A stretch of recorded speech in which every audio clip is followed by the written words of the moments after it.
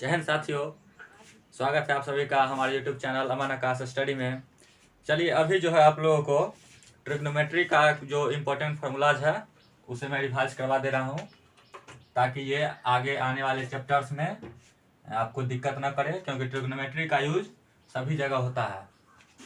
देखिए, सबसे पहले हमारा जो एंगल होता है उसके कॉन्सेप्ट को हम समझ लेते हैं।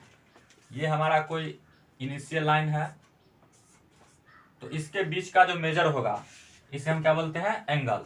मतलब हमारा इनिशियल पोजीशन और फाइनल पोजीशन के बीच जो रोटेशन का मेजर होता है उसे क्या एंगल बोलते हैं। ये मान लीजिए रोटेशन यहाँ से यहाँ तक आया होता, तो ये इनिशियल पोजीशन और ये फाइनल पोजीशन के बीच जो ये एंगल होता है, ये रोटेशन का जो मेजर होता है उसी को हम क्या बोलते हैं? एंगल। तो इसे दो तरीका से मापा जाता है।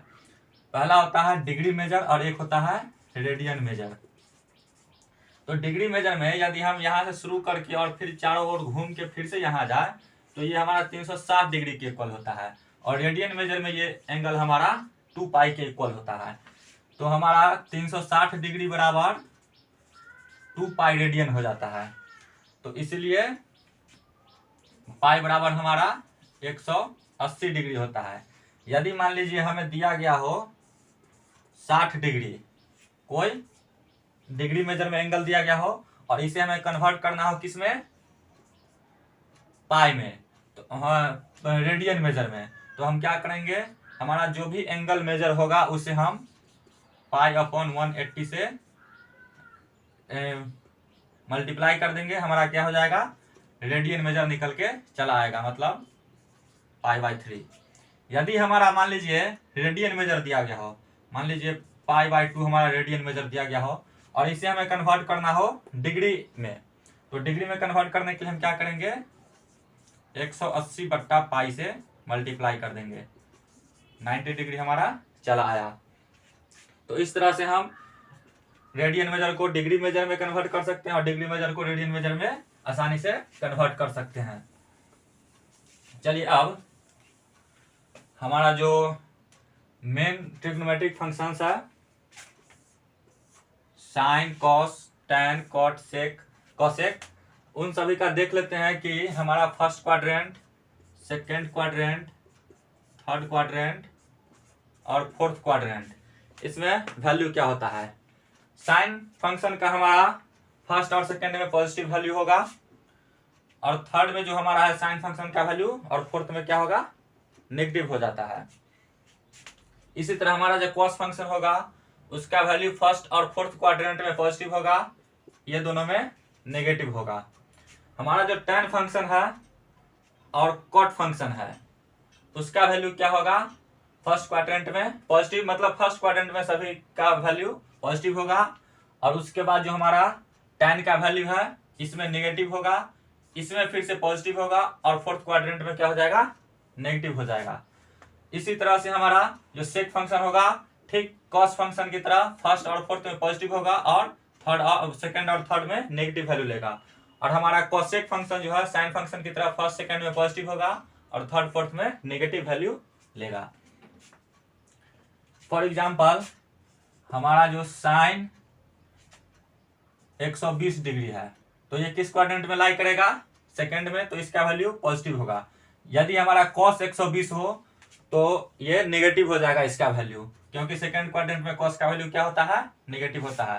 फर्स्ट क्वाड्रेंट में देखिए 0 से 90 डिग्री तक, सेकंड क्वाड्रेंट में 90 से 180 डिग्री तक, थर्ड क्वाड्रेंट में 180 से 270 डिग्री तक, और फोर्थ क्वाड्रेंट में 270 से 360 डिग्री तक। इसी को यदि हम रेडियन मेजर में ले ले तो फर्स्ट क्वाड्रेंट 0 से पाई/2 तक, सेकंड क्वाड्रेंट पाई तक, थर्ड क्वाड्रेंट पाई 2 पाई/3 3 पाई/2 तक, 3 पाई/2 तक, और फोर्थ क्वाड्रेंट हमारा 3 पाई/2 से 2 पाई तक। तो इस तरह से हम आसानी से देखकर निकाल सकते हैं कि हमारा कोई फंक्शन कहां पर पॉजिटिव वैल्यू लेगा और कहां पर नेगेटिव वैल्यू लेगा। चलिए अब जो है हम कुछ इंपॉर्टेंट फॉर्मूलाज पर सीधे आ जाते हैं। हमारा सबसे पहला चीज है sine x plus y. Sine x plus y हमारा क्या होगा? तो इसके लिए फॉर्मूला है sine x cos y plus cos x sine y. मतलब यदि इन दोनों का शादी हुआ एक्स प्लस वाई का साइन डोमेन में, तो क्या होगा, पहले साइन का बच्चा, फिर कॉस का बच्चा, फिर इधर कॉस एक्स का बच्चा, फिर इधर वाई का साइन बच्चा। चलिए हमारा कॉस फंक्शन के लिए cos x plus y is equal to cos x cos y minus sine x sine y हो जाएगा। तो साइन के फंक्शन में साइन कॉस दोनों मिल के आ रहा था एक साथ, लेकिन इसमें कॉस के फंक्शन में कॉस टर्म वाला दोनों एक साथ और साइन टर्म वाला दोनों एक साथ आ जाएगा। यदि हम कॉस एक्स माइनस वाई ले तो यहाँ ये प्लस हो जाएगा, मतलब cos x minus y equal to cos x cos y plus sine x sine y हो जाएगा। इसी तरह से हमारा tan x plus y is equal to tan x plus tan y upon 1 minus tan x tan y हो जाएगा। अब जो हमारा है, यदि यहाँ tan x के जगह माइनस कर दे तो यहाँ tan x प्लस वाई की जगह tan x माइनस वाई कर दे तो यहाँ tan x minus tan y और 1 plus tan x tan y हो जाएगा। तो इस तरह से हम केवल एक याद करके दूसरा भी याद कर सकते हैं, मतलब केवल प्लस के लिए याद करके हम माइनस का भी याद कर सकते हैं कि हमें किस तरह से साइन चेंज करना है। सब बहुत बच्चे गलती क्या कर देते हैं कि cos x प्लस वाई में cos x cos y plus sine x sine y कर देते हैं। नहीं, cos x प्लस वाई जब हो तो cos x cos y minus sine x sine y होगा, और जब cos x माइनस वाई हो तब cos x cos y plus sine x sine y होता है। चलिए अब जो है कुछ स्टैंडर्ड रिजल्ट भी हम देख लेते हैं, जैसे साइन 2x। ये साइन x प्लस वाई का ही केस है। यदि y को हम x से रिप्लेस कर दे तो x प्लस x 2x हो जाएगा। तो ये हमारा 2 साइन x cos x होता है। हमारा cos 2x जो है वो cos square x minus sine square x के इक्वल होता है। इसे हम 2 cos स्क्वायर x माइनस 1 या फिर 1 माइनस 2 साइन स्क्वायर x भी लिख सकते हैं। अब देख लीजिए ये जो फॉर्मूला है इसे हम इस प्रकार से भी तो लिख सकते हैं, cos square x minus sine square x है तो cos square x minus sine square x upon cos square x plus sine square x, क्योंकि cos square x plus sine square x क्या होता है, 1 होता है। अब हम सभी को cos स्क्वायर x से डिवाइड कर दे, मतलब cos square x upon cos square x minus sine square x upon cos square x, फिर यहाँ भी cos square x upon cos square x, यहाँ भी sine square x upon cos square x। तो देखिए ये 1 minus tan square x upon 1 plus tan square x हो जाता है। तो cos 2x के लिए हमारा 4 फार्मूला निकल के चला आया। सब यहीं से डेरिवेट हो रहा है, कुछ हम अलग नहीं कर रहे हैं। यहाँ जो हमारा साइन x प्लस वाई था तो y की जगह हम x रख दिए तो क्या हो गया, sine x cos x plus cos x sine x, मतलब 2 साइन x cos x। इसी तरह cos 2x में हम x प्लस वाई के जगह y के जगह हम x रख दिए तो साइन cos 2x हो गया। cos 2x हमारा क्या हुआ, cos स्क्वायर x, y के जगह हम x कर दिए, फिर माइनस साइन स्क्वायर x हो गया। क्यों, क्योंकि यहाँ y के जगह फिर x आ गया हमारा। तो इसी तरह से अब हम tan 2x के लिए भी देख लेते हैं, tan 2x के लिए क्या होगा। हमारा tan x प्लस वाई क्या था, tan x plus tan y upon 1 minus tan x tan y। तो tan 2x हमारा क्या हो जाएगा, 2 tan x upon 1 minus tan square x। तो इस तरह से हमारा ये सीरीज आगे भी चल सकता रहा। साइन 3x जो होगा किसके इक्वल होगा, 3 sine x minus 4 sine cube x। इसी तरह हमारा cos 3x जो हो जाएगा किसके इक्वल होता है, 4 cos cube x minus 3 cos x। हमारा tan 3x जो होता है वो किसके इक्वल होगा, 3 tan x minus tan cube x upon 1 minus 3 tan square x. तो ये जो हमारा है अभी tan 2x sin 2x cos 2x ये हमारा था x प्लस वाई में y को x से रिप्लेस कर क्या रहा था, और हमारा जो 3x जब आएगा तो हम x प्लस वाई में y को 2x से रिप्लेस करके ये सब वैल्यू निकाल सकते हैं। अब हमारा देख लीजिए कि cos x plus cos y यदि हो तब हमारा क्या होगा। अभी तक तो हम cos x प्लस वाई इस तरह के एंगल्स को देख रहे थे। अब यह हमारा cos x plus cos y अलग अलग हो तो इसका सम हम किस तरह से निकालेंगे। तो इसके लिए फॉर्मूला है 2 cos x plus y by 2 into cos x minus y by 2।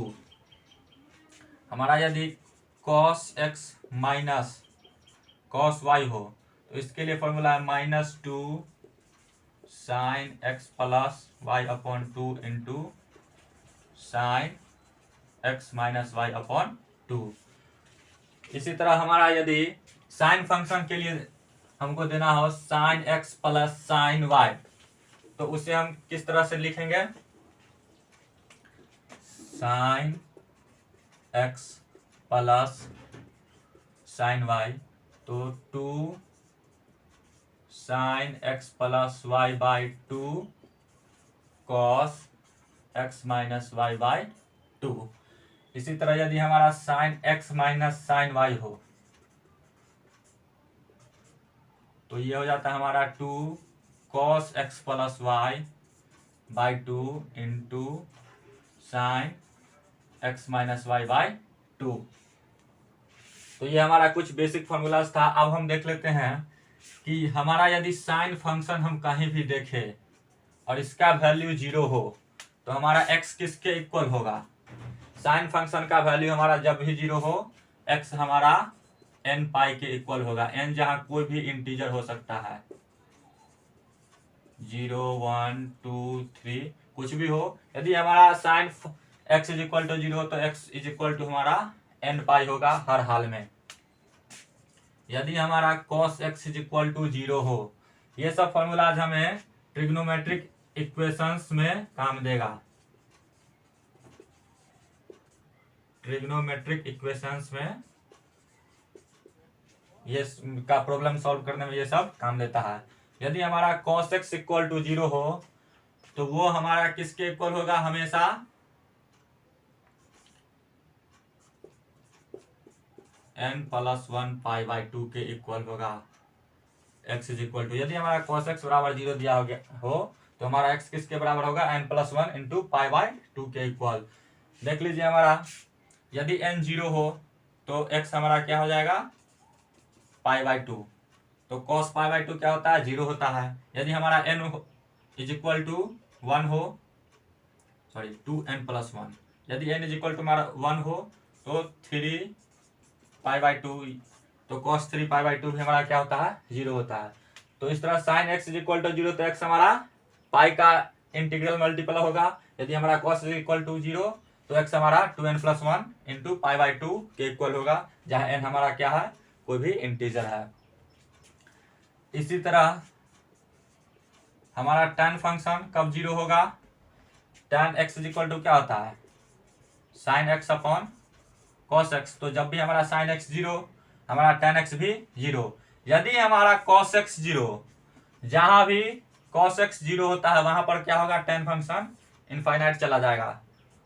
इस फॉर्म में यदि आ जाए कोई भी चीज, यदि नीचे 0 हो गया तो क्या हो जाएगा, ये अनडिटर्मिनेट फॉर्म में चला जाएगा, मतलब इसका कोई वैल्यू नहीं है, इंडेफिनिट रूप ये ले लेता है।